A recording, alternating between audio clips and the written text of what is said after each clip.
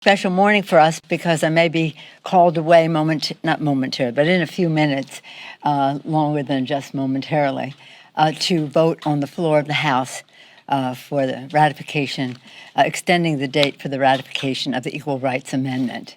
It's an historic day. It's a happy day. I commend our chairman, Jerry Nadler, chair of the Judiciary Committee, for bringing the legislation to the floor, Jackie Spear, the author of the resolution, who has been a relentless champion for women's rights in the Congress and in the country, Carolyn Maloney, who has for a very long time been advocating for the passage of the Equal Rights Amendment, and now extending the date will enable us to do that. We're very proud of the state of Virginia, who just came through on 4 women, 4 families, and that in the chair, the Congresswoman Wexton from Virginia is presiding.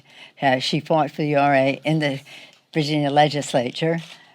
Didn't happen until they got the majority, and she's here now, so to preside over it. It's pretty exciting. It's pretty exciting when you think of what it means, and I can't understand how people can vote against their own interest as a woman, but their wives, their daughters, their sisters, their mothers are not equal, and they should be equal under the law, whether it relates to wage discrimination, whether it relates to sexual harassment, whether pregnancy discrimination. As mother of 5 and 4 of whom are daughters, I'm very excited about what this means for families and what it may mean for women to be better represented at all the seats of decision and power in our country. So, again, there's no reason for this. Some people are putting forth excuses, but we expect to have a bipartisan vote in the Senate. I hope we will have a bipartisan vote in the House, and hopefully it will be brought up in the Senate. So, again, as our theory has been, when women succeed, America succeeds. That's what we believe, and that's what we're acting upon today. Again, this week was marked by the introduction of the president's budget. You've heard me say again and again, a budget should be a statement of our national values. A federal budget should be a reflection of what is important to us as a nation. This budget is not without without any commitment to values. In fact, it is in complete reversal of the promises the president made in the campaign, and a contradiction of what he said in the State of the Union address. As you know, he talked about being there for Medicare and Social Security when he cut Medicare by $500 billion in his budget, cut tens of billions of dollars from disability benefits from Social Security, and the issue of Medicaid, cut $900 billion, almost $1 trillion from Medicaid. About 60% of long-term health care is paid for by Medicaid. This is a middle-class benefit. Yes, some Medicaid goes to the poor children especially, but a majority of the funds paying for long-term care for America's seniors and others comes from Medicaid. $900 billion, just to name something. It's an appalling budget. A time of imagine when the whole world is fighting the coronavirus, the president cuts out $1.2 billion from the Center for Disease Control, whose job it is to fight the coronavirus and others like it. And farmers, the president talks about farmers. Farmers have record numbers of bankruptcy now, and in the budget, the president slashes the farmers' safety net by $60 billion while stealing $200 billion from SNAP. SNAP is directly related to our farmers. When I go into the Midwest, I meet farmers who tell me they are on food stamps because of their economic situation. But Senator Dole and Senator McGovern established the SNAP program to help address food insecurity, but also to benefit farmers who provide that food. There are cuts. We talk about rebuilding America, and the president in his budget cut 13% of the Department of transportation, and also has massive cuts in the Army Corps of Engineers, which is very essential to infrastructure building. And then for clean air and clean water, it cuts 25% from the EPA. This budget is disgraceful in many ways, just as simply as the air our children breathe, the water they drink. Just slash it. Not important to us. And all the while reinforcing what he's going to do on taxes, to continue his tax scam, adding more money, more debt, more national debt for our children to pay so we can give tax cuts to the high end so we can say, see, the market's up. Well, you slash taxes and do one thing and another. Now, we want our economy to succeed, and we're happy when the indicators are positive. But let's not build that on the backs of our children and their future. Dozens of groups from the AARP to Young Invisibles, I don't have a Z yet, but Y, have come out against the bill. And the AARP, representing 17 million seniors, wrote this: "We are deeply concerned about the proposed funding reductions to Medicare, Medicaid, Social Security, nutrition assistance, caregiver support, housing assistance, and other assistance for older Americans. AARP calls on Congress to protect these critical programs that millions of Americans rely on for their health and financial security." That's their statement. I'll add to that many of these people are veterans. Over 1 million veterans benefit from Medicaid and SNAP. The SNAP program, food insecurity, sadly, is prevalent in our veterans community.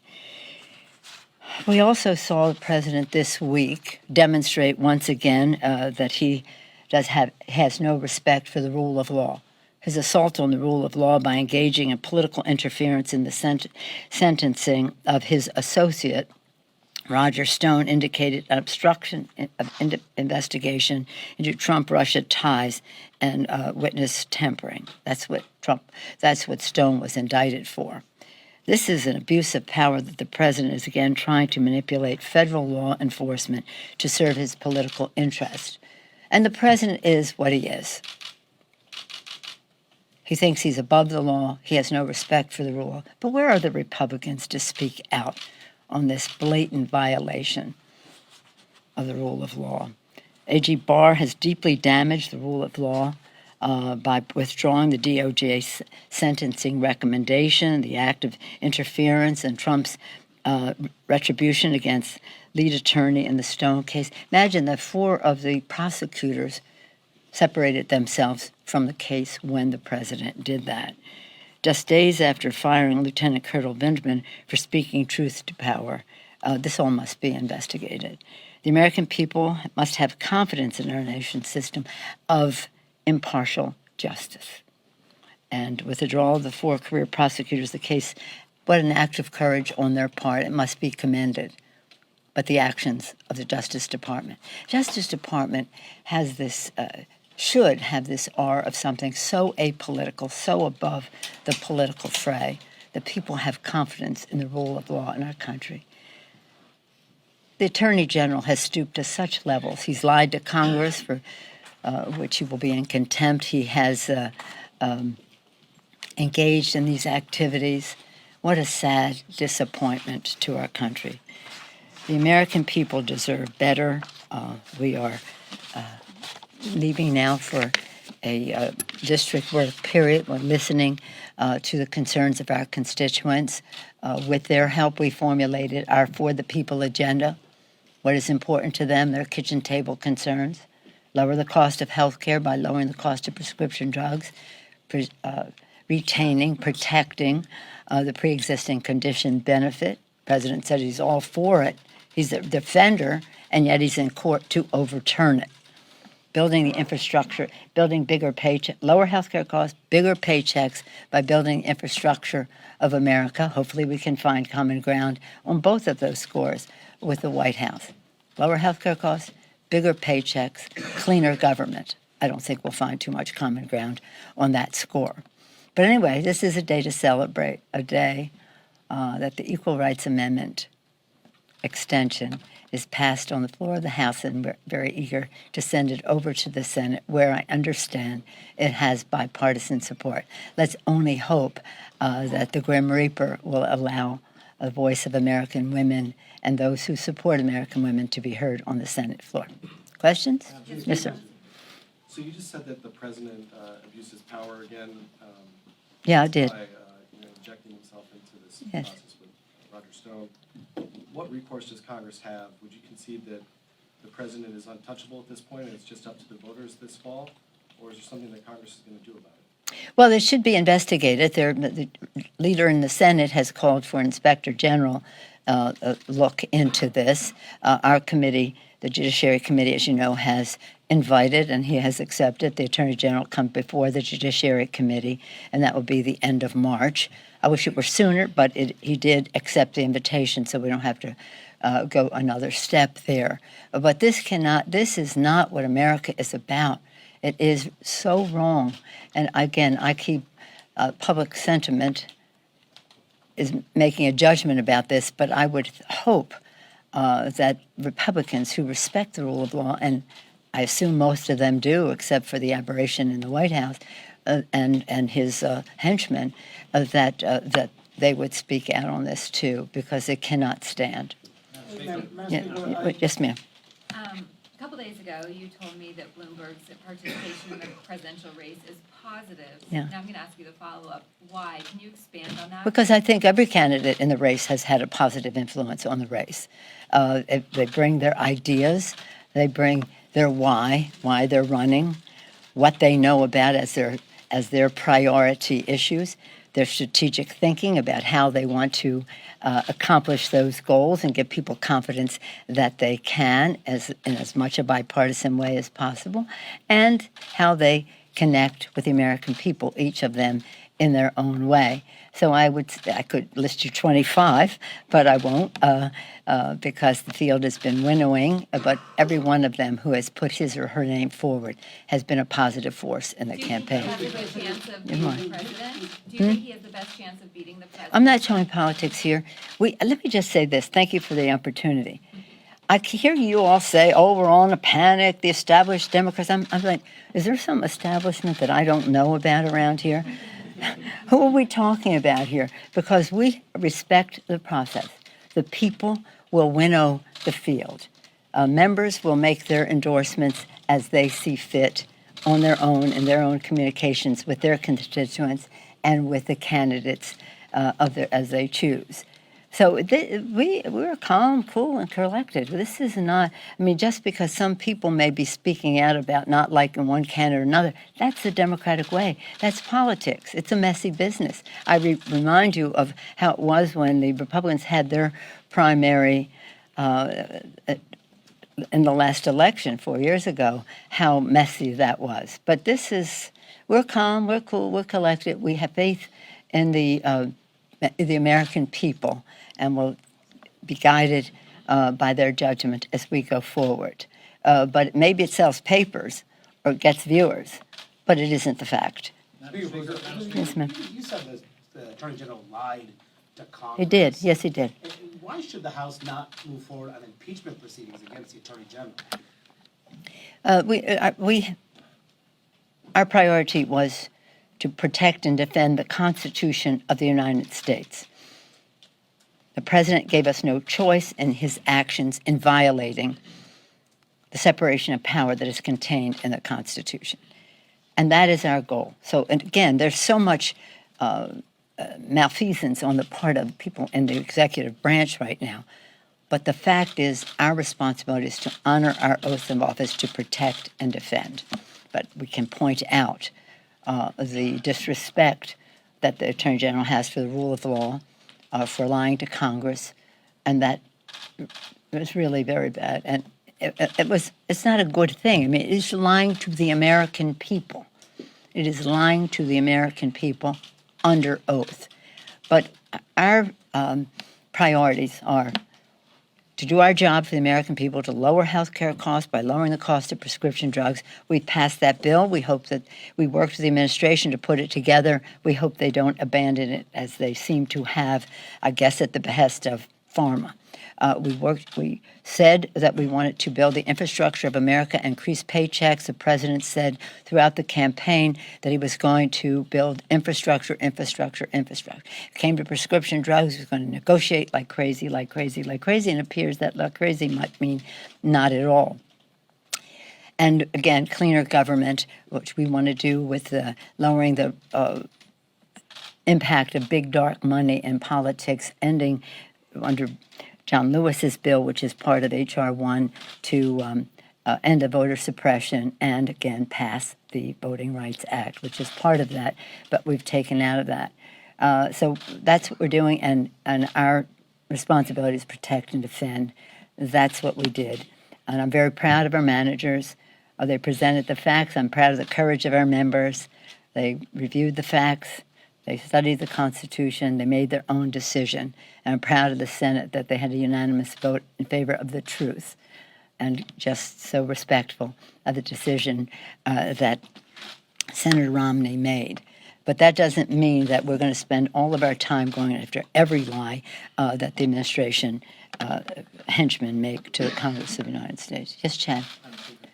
So the Senate today is going to vote on this Yes. War Powers measure. Yes. This is a measure that was a little different here in the House Yes. a month ago, though. From your perspective, when it comes to war powers, why does this not hem the president in? That's the argument that some make, say he needs to have that agility.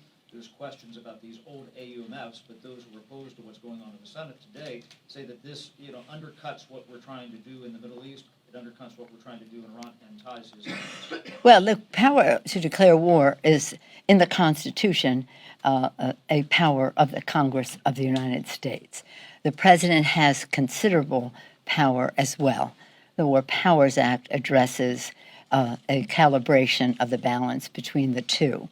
And this is a very long discussion and something I've been involved in for the last almost 20 years, at first as ranking on intelligence and now in my position here. So I think that they're going to have a bipartisan vote in the Senate. I know that. I think that the legislation is good. It's a little different from ours, but we will take it up when we return in the next work period. Fundamentally, this is the shoving match between the Congress and the administration with war powers that's as old as the Republic. Why does this not tie the president's hands? There are plenty of waivers for the president in terms of our national security. And I got to go to the floor because we have the RA. We can have a whole discussion on this. The War Powers Act is something that we respect, and we would hope that the President of the United States would respect it too. In times of our attack, any and all powers are vested in the President of the United States, if you read the War Powers Act. It triggers, I don't like that word, any and all powers on the part of the Commander-in-Chief. What we're saying is, in terms of other decisions that the President makes, that Congress has a role to play in that, according to the Constitution of the United States. So I'm glad that it will have bipartisan support for recognizing Congress's role in all of this. And again, our first responsibility is to protect and defend. And we want to do that, but we want to do it in a way that does not eliminate the power of declaring war from the Congress of the United States. I'm sorry, but I'm going to have to go to the floor. I always vote. Rarely do I vote unless to break a tie. We haven't had any, but nonetheless, that would be what I would do. But today, for my children, my daughters, my granddaughters, actually for my son and my grandsons, for women across America, I welcome the opportunity to cast a vote that will end discrimination